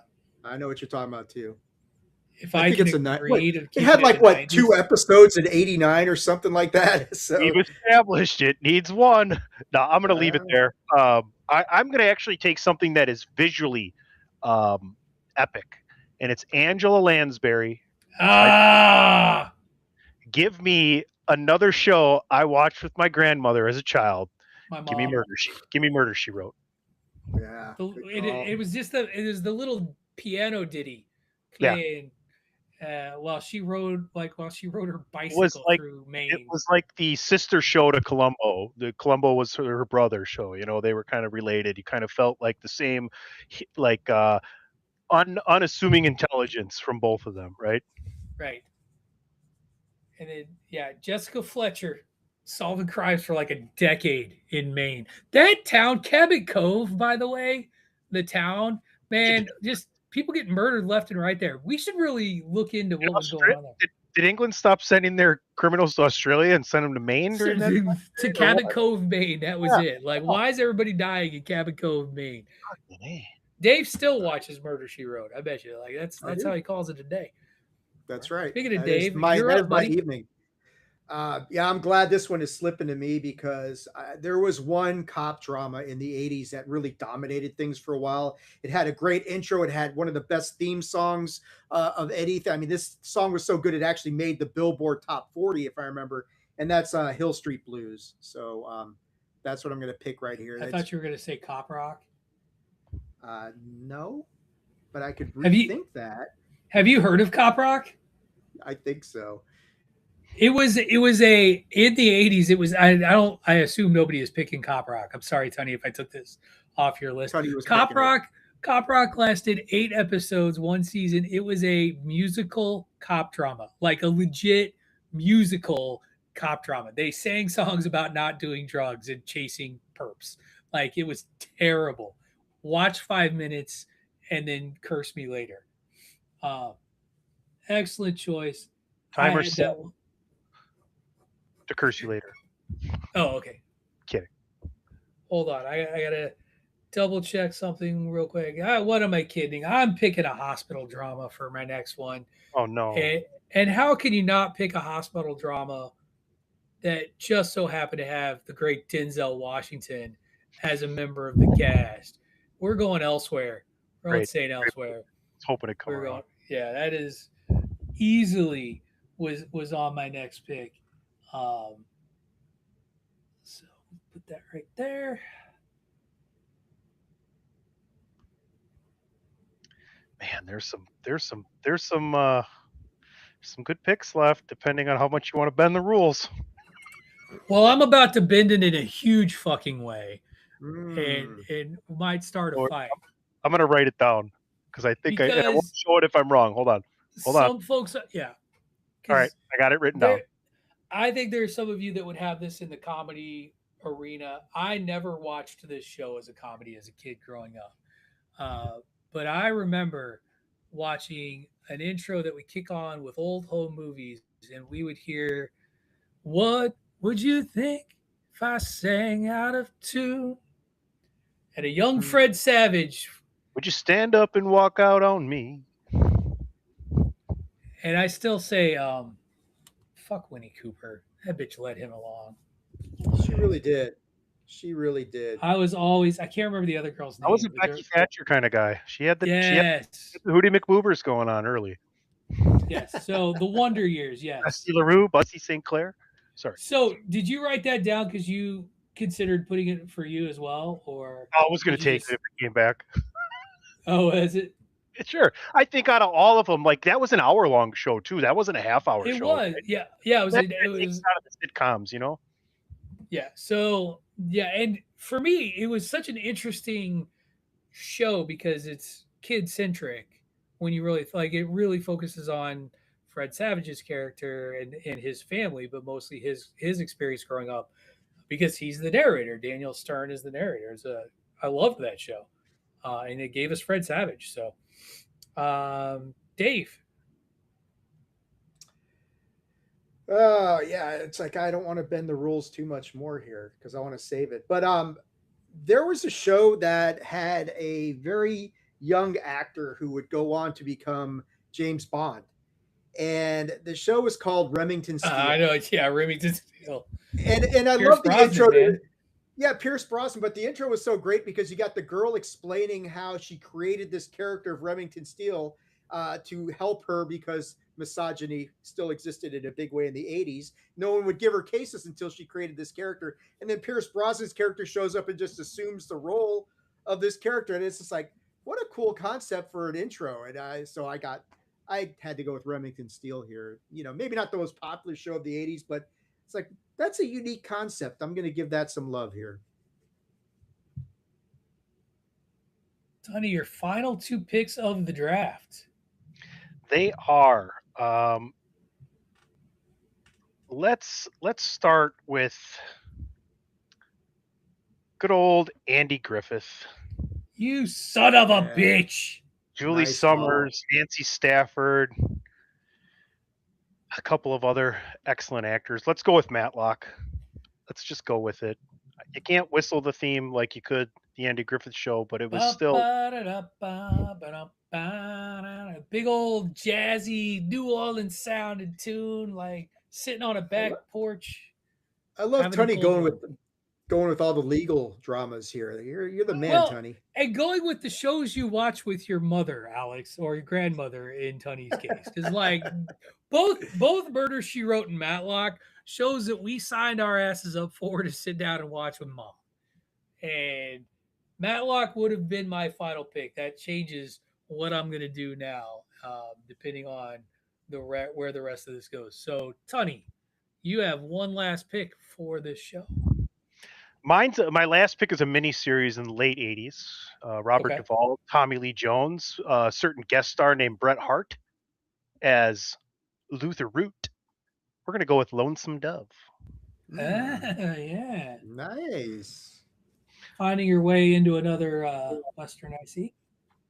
Yeah, so I think that rounds out a pretty good selection there. I think we've so far kept a couple of more things that could have gone elsewhere. We'll see what happens here at the end of this round, but yeah, I was happy to go first this time. I I I don't know if this is just how sad I am, but like, damn, was I able to pick this shit out quick? I was like, pip, pip, pip, pip, pip, pip, pip, pip, pip, done. Uh, my final pick. I am not going to bend rules. I'm going to keep this somewhere else.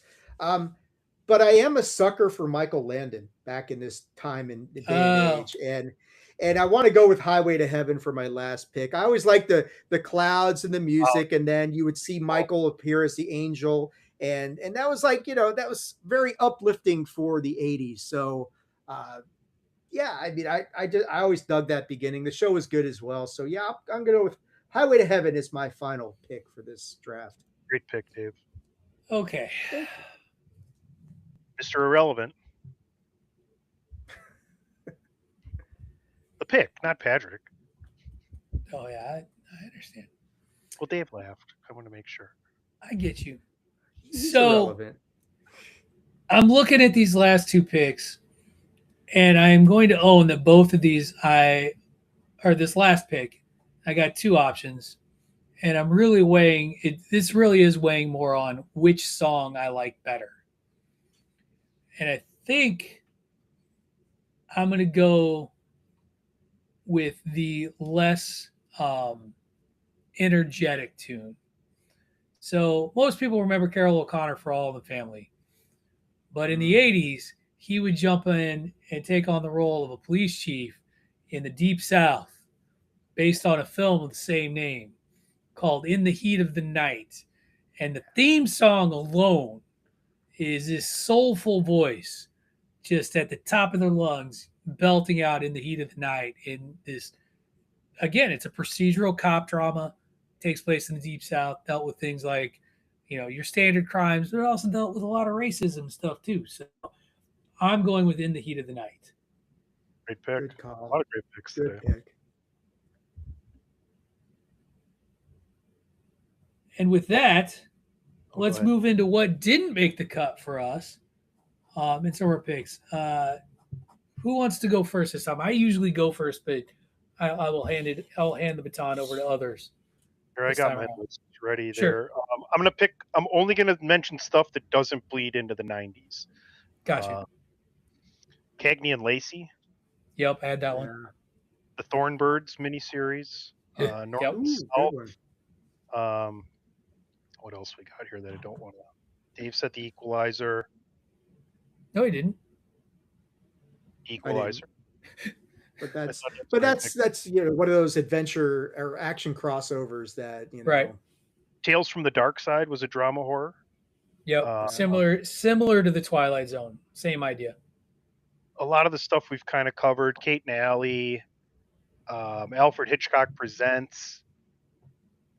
And then the last thing was Degrassi did not start with Drake. There was a Degrassi Junior High back in the late 80s. So there you go. One of them I won't mention because I'm absolutely positive it's coming up in our action draft. But Simon and Simon was one that Yep. that was on there. Falcon Crest was like the Falcon Crest was on mine. shitty version of Dynasty. Is how The best thing about the best thing about Falcon Crest is they actually had falcons in, like, that was part of the family's like vineyard and stuff. Like they had live and falcons all over the place. What I almost picked was Robert Urich had a few shows back in the 80s, and Spencer for Hire was one that I kind of liked and thought about because that had a fun intro as well. But those are the ones that were left off of mine. All right, I had the Scarecrow and Mrs. King. Oh wow, there you go. Jake and the Fat Man. Do you remember Jake and the Fat? He was a district attorney, and Jake was the cop that did the Fat Man. I can't remember who the Fat Man was. I will leave that one out because it bleeds well into the 90s. And then Heart to Heart. Yep. If you remember, this is Mr. and Mrs. Hart, just really, really rich people solving mysteries. I'll leave that one off because that one may pop up. And then the last one, the one that I was weighing between In the Heat of the Night because it was just a banger of a theme song, Fame. I'm Gonna Live Forever. Man, people just trying to make it in the dance world, man. Because in the 80s had this fascinating time where like we were into theater and like dance and shit. And that's why we got Cop Rock, and that's how we got Fame for a few seasons. A chorus line was like huge on Broadway, and Fame, I'm Gonna Live Forever. I don't know any of the other words, but that song was a banger. It was. It was. I mean, it was a good attempt to capitalize on the movie. It just didn't grab. It didn't grab what made the movie so special as well. But it was a good show, good attempt. But like you're saying, that theme song is as recognizable. That theme song is a banger, man. All right, so here we are. This week's Dramas Draft. Tunney, who had the first pick, his choices were for dramas: The Twilight Zone, L.A. Law, Murder, She Wrote, Matlock, and Lonesome Dove. Dave went with Magnum P.I. Cheater, Moonlighting, Hill Street Blues, Remington Steele, and Highway to Heaven. Patrick went with Star Trek The Next Generation, Dynasty, Saint Elsewhere, The Wonder Years, and In the Heat of the Night. Good draft. Once again, fellas, I feel like we knocked it out of the park. And all that's left. We deliberately left a lot of stuff, a lot of meat on the bone where we could have broken more rules, but we didn't. So kudos to us. And like I said, out of respect for the 90s drama drafts, I think we left some of our honorable mentions off. Dramas, I think, here's the other thing that I think is real for the three of us, if I'm just being blunt. We're also not the audience who's really been like, hey, let's go find some dramas to watch. Like, let's go sit around and catch some soaps. Let's go sit around and catch some procedurals. There's a big one. There's a couple of big ones coming in the 90s that'll be fun when we get to dramas. Having followed Days of Our Lives in my late grade school to early high school years because my stepmom watched it, really paid off in college. I'll just say that. I will also say I left off my soap opera watching. It's always popular with the ladies. I was always a CBS family of soaps, though. I did leave off one soap that I loved that got its start in the 80s, and I'm never going to pick it because I won't have to by the time we get to the 90s. But in the 80s, there was a soap that was only 30 minutes long that would play right after the noontime news where I lived. It was called The Bold and the Beautiful. It was The Bold and the Beautiful. So Young and the Restless was at 11, News at 12, Bold and the Beautiful at 12:30. As the World Turns at 1, Guiding Light at 2. I may have left one out. So CBS, thank you for being yourself. All right, let's roll into our final segment of the day. As you all know, we're going to keep you abreast of what we've been up to out there and what we're watching. So, Dave, what you watching? Way too many Roswell documentaries getting ready for the Roswell episode that's coming up. Yes, sir. Have you ever watched the show Roswell? No. Speaking of ridiculous 90s soap operas involving teenagers. Yeah. Theme song by Dido. Anyway, continue. Is she the one that wore the swan? or is that somebody else? That's Bjork. Oh, my bad. Okay, Yeah, I always yeah, get Dido and Bjork mixed up. Doesn't everybody? yeah, Totally. all the time, all the time.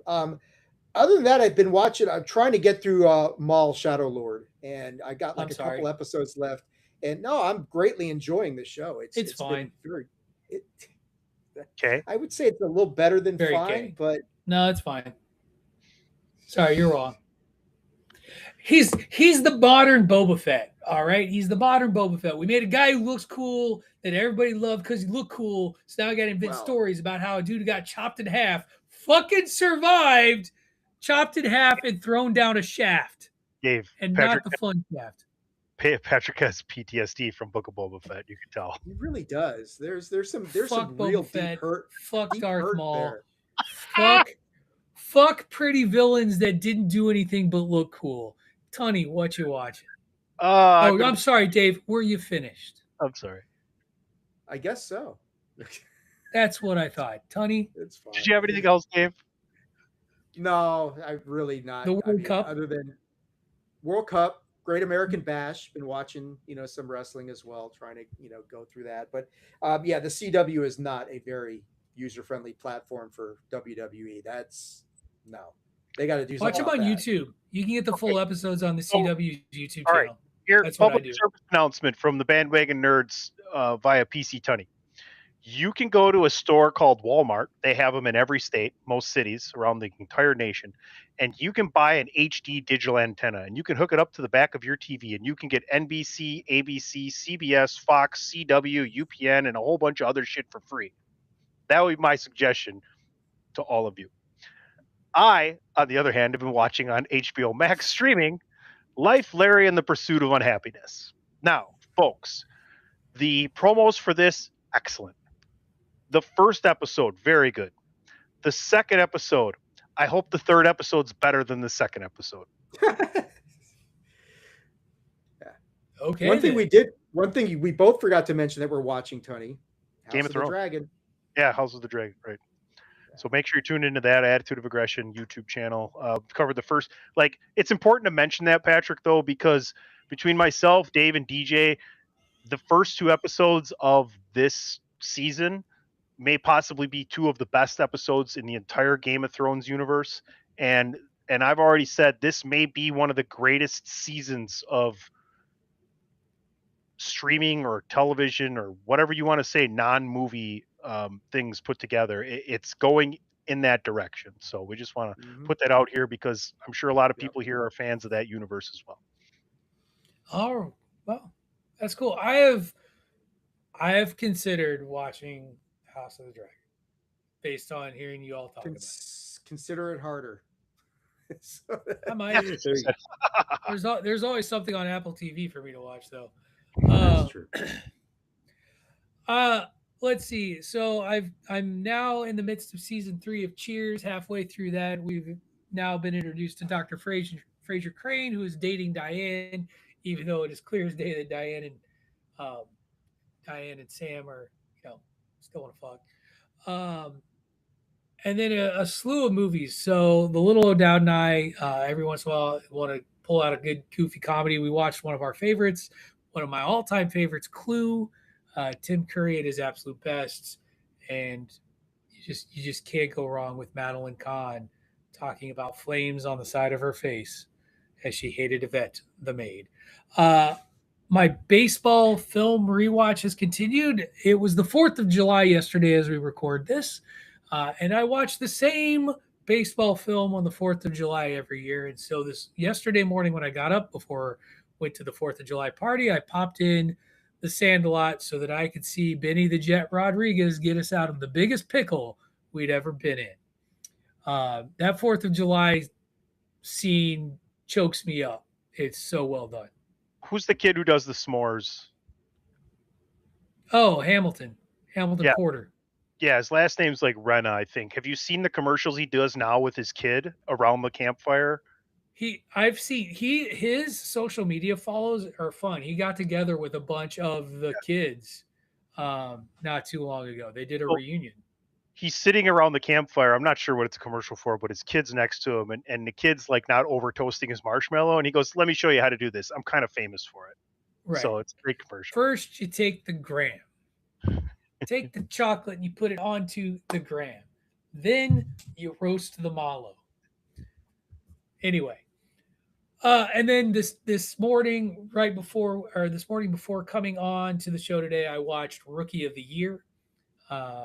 Watched the at the time was one of my favorite movies to razz Cub fans about because I could remind them it was pure fantasy because the film ends with Rosengarter throwing up a World Series ring for 1991, and Ah, my my wife got really mad at me today because I started yelling at the screen at the end of the movie because there's a few problems I have with this little league game. First of all, He's the wearing jeans. kid, he's the only one wearing jeans. Every I other one of them just watched is, this in the last couple weeks.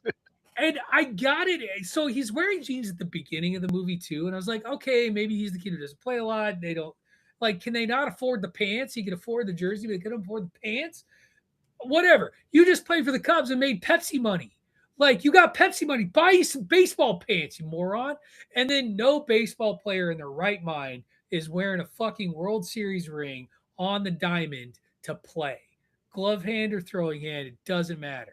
You're not wearing a World Series. You're not wearing any ring that sizable to play a game of baseball. Sorry, fictional, dumb. I may have yelled at the screen today because this is the first time in a long time where it's really registered. Um, I also love that he's so bad at baseball at the beginning that the kid with serious allergies that seizing so hard he can't stand in right field, he gets played before Henry Rowan Gardner.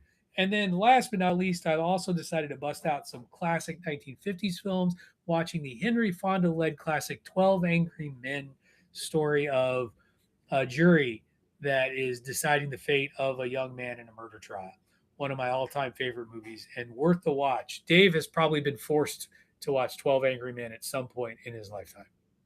I'm one of the 12 angry men, so But you should watch 12 Angry Men. It's really, really good. It's still it was based on a play that got turned into a screenplay. It's been remade a couple of times, but the Henry Fonda version is arguably the best. So, all right. Before we get out of here, fellas, tell everybody where they can find you out on the socials and on the Chairshot Radio Network. This week, we'll start with David Ungar. Best way to find me is to go to the website right here at attitudeofaggression.com. Go there, check out. That's where all the episodes are at. Everything going on from the wrestling podcast, Unidentified History to Game Gone Wrong. It's all there. Also, go to the YouTube channel, Attitude of Aggression's YouTube channel. Please subscribe, hit the like button, turn on notifications, all that fun stuff. PC Tunney. Follow me at PC Tunney, Chairshot Radio Network, all your favorite streaming platforms, prowrestlingtees.com/thechairshot, thechairshot.com, at Chairshot Media. But yeah, like Game Gone Wrong, like if you're in that universe, you should be listening or watching what we're doing because and then like if you really want to interact with us and you're having a good time, watch the show on YouTube. We'll let you know when it's coming out. It's pretty much every Friday or Saturday. So we're having a great time. I can't speak enough to how really fucking good this is right now. It's two of the best episodes of anything I've watched in my entire life to start this season. So Absolutely. Cool. And you can follow me on the socials at Wrestling Realist. That is at WRESTLNGREALIST. Catch me every Monday, Tuesday, and most Wednesdays here on the Chairshot Radio Network. Monday talking nerdy stuff with these guys. Tuesdays talking sports with Dave on the Four Corners podcast. And Wednesdays talking life as a middle-aged dude on, I really sold it hard there, the Grown Ass Man podcast. Because we are grown-ass men, and we lead grown-ass men lives. So otherwise, you'll get something from the executive vice president of Wednesday programming, PC Tunney. you know, if you called it Grown Ass Gentlemen, you could be the Gag Podcast. No, I'm good. I'm good. It's not my show to name, and I give Greg a hard time. I was like, this is just a stopgap before it's back to the Greg DeMarco show. Anyway, you, Patrick. What's that? I have given my sense on that, and I feel the same as you. But that, and anyway, thank you everyone for listening. That is going to be this week's edition of Bandwagon Nerds. Now get yourself out of the basement, get some sun, And you know what? Check out LA Law if you haven't watched a good Oh show. man, Check out any of these I 80s shows. I Watch really some hoped you were going to Remington say Steel. go watch Joan Collins slap a bitch, right? Go watch. You know what? Go watch Joan Collins slap a bitch on Dynasty. Great, Before Wayne great Brady, stuff. there was Joan Collins. That's right. Joan Collins made mint slapping people in the face, and you can enjoy it too. Very, very well done. Thank you, everyone, for listening. This has been Bandwagon Nerds here on the Chairshot Radio Network, part of the Chairshot.com.